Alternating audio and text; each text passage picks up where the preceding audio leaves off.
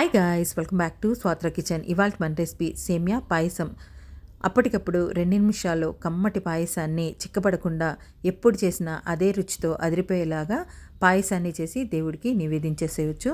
So ముందుగా అయితే పాయసాన్ని ఎలా చేసుకోవాలో చూద్దాం. గ్యాస్ మీద ఒక బౌల్ పెట్టుకొని అందులోకి 2 కప్పులు పాలు పోసుకోండి. ఈ పాలు 1/2 లీటర్ వరకు ఉంటాయి. ఇందులోకి 1 కప్పు వాటర్ని పోసుకొని ఈ పాలు పచ్చివాసన పోయేదాకా గ్యాస్ని సిమ్లో పెట్టుకొని పాలుని కాగబెట్టుకోవాలి.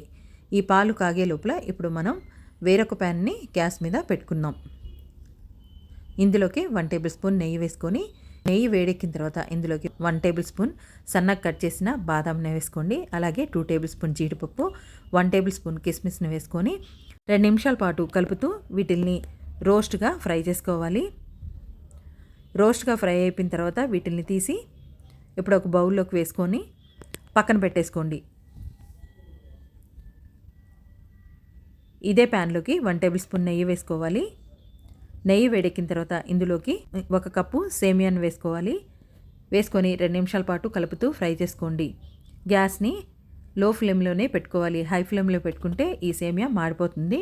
సో సేమియాని కలుపుతూ మంచి గోల్డెన్ కలర్ వచ్చేదాకా కలుపుతూ ఫ్రై చేసుకోండి. ఇలా చక్కగా ఫ్రై అయిపోయిన తర్వాత ఇందులోకి కాచిన పాలుని కొంచెం కొంచెంగా పోసుకుంటూ పాలు మొత్తాన్ని పోసేసుకోండి. పాలు పోసిన తర్వాత ఒకసారి కలిపి మూత పెట్టి సేమియా ఉడికేదాకా ఉడికించుకోవాలి. గ్యాస్ని సిమ్లోనే పెట్టి ఉడికించుకోవాలి. ఇప్పుడు సేమియా ఉడికిందో లేదో చెక్ చేసుకుందాం. సో సేమియా ఉడికిపోయిన తర్వాత ఇందులోకి 1/2 టేబుల్ స్పూన్ ఇలాచి పొడి, అలాగే 1/2 కప్పు షుగర్ని వేసుకోవాలి. మీ స్వీట్నెస్కి తగినంత అయినా సరే వేసుకోండి. వేసుకొని షుగర్ కరిగేదాకా కలుపుతూ ఉడికించుకోండి.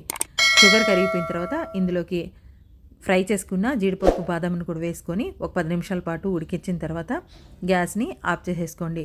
సో అంతేనండి, ఎంతో కమ్మగా ఉండే పాయసం రెడీ అయిపోయింది. పూజలు, వ్రతాలు, పండుగలకి ఇలా సింపుల్గా 2 నిమిషాల్లో కమ్మటి పాయసాన్ని చేసి దేవుడికి నివేదించేసుకోవచ్చు. అదిరిపోయే రుచితో, ఎప్పుడు చేసినా ఒకే రుచితో చిక్కబడకుండా కమ్మటి పాయసాన్ని మీరు కూడా ప్రిపేర్ చేయండి. సో మీకు ఎలా వచ్చిందో నాకు కామెంట్ చేయండి. వీడియో నచ్చితే లైక్ చేయండి, షేర్ చేయండి. Thanks for watching.